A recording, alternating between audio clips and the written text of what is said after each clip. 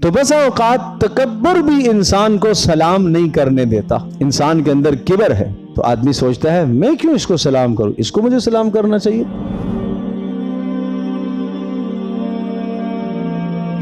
رسول اللہ صلی اللہ تعالی وسلم کی بتائی ہوئی تعلیمات میں یہ ادب بھی ملتا ہے کہ سوار آدمی پیدل چلنے والے کو سلام کر لے، چلنے والا آدمی کھڑے کو سلام کرے، کھڑا آدمی بیٹھے ہوئے کو سلام کرے۔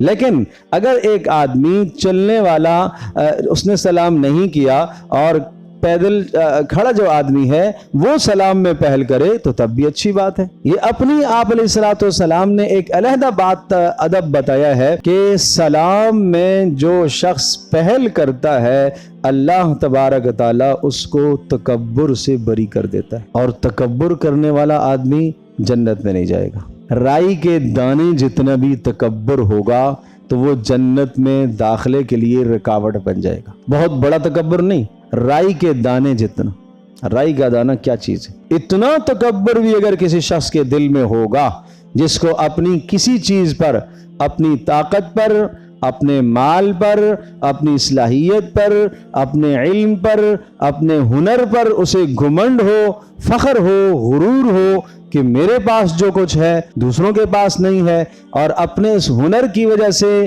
اور اپنے اس مال کی وجہ سے اور اپنی اس طاقت کی وجہ سے دوسرے کو حقیر جانے، اسی کا نام تکبر ہے۔ تو بسا اوقات تکبر بھی انسان کو سلام نہیں کرنے دیتا۔ انسان کے اندر کبر ہے تو آدمی سوچتا ہے میں کیوں اس کو سلام کروں، اس کو مجھے سلام کرنا چاہیے۔ یہ چھوٹا ہے میں اسے کیوں سلام کروں، یہ مجھ سے کمتر ہے میں اس کو کیوں سلام کروں، اس کو پہل کرنی چاہیے، یہ مجھے سلام کرے۔ نہیں میرے عزیز دوستو اور بزرگوں، سلام میں جو پہل کرے گا رسول اللہ صلی اللہ تعالی علیہ وسلم کے نزدیک وہی محبوب اور پسندیدہ آدمی، وہی اچھا آدمی ہے جو سلام میں پہل کرے گا۔ تو لہٰذا ہمیں سلام میں پہل کرنا چاہیے، انتظار دوسرے کا نہیں کرنا چاہیے کہ وہ مجھے سلام کرے گا تو پھر میں سلام کروں گا۔ آپ پہل کر دو، السلام علیکم ورحمۃ اللہ وبرکاتہ، پورا لفظ کہے گا 30 نیکیاں حاصل کرے گا۔ السلام علیکم ورحمۃ اللہ کہے گا 20 نیکیاں حاصل کرے گا۔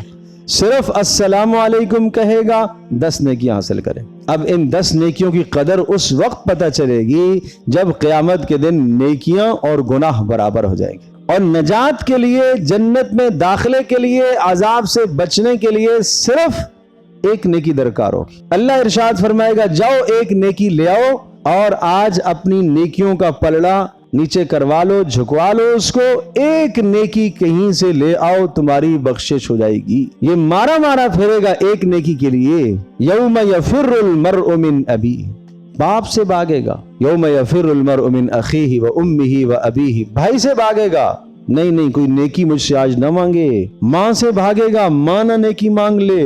باپ سے بھاگے گا، باپ نیکی نہ مانگ لے۔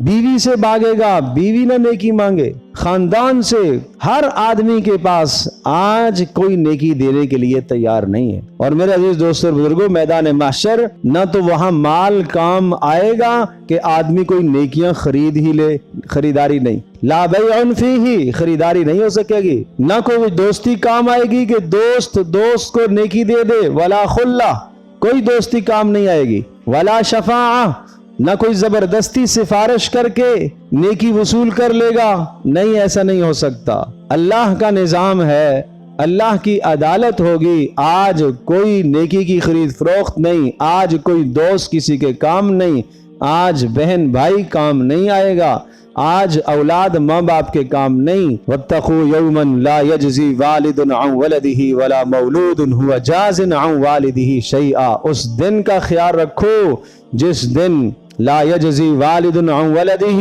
جس دن کوئی باپ اپنی اولاد کی جانب سے کوئی بدلہ نہیں چکا سکے گا، کوئی اولاد اپنے ماں باپ کی جانب سے کوئی بدلہ نہیں چکا سکے گی۔